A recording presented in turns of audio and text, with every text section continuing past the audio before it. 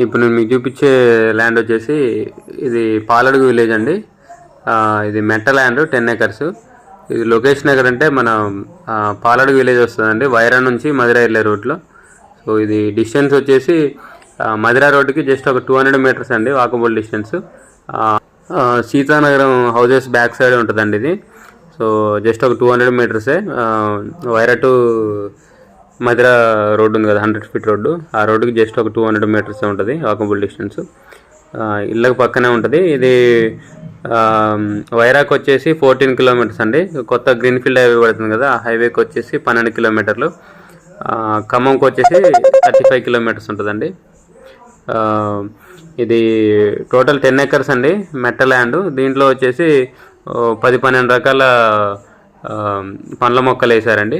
So land వరకు కూడా CC road ఉందండి, కనపడుతుంది కదా వీడియోలో.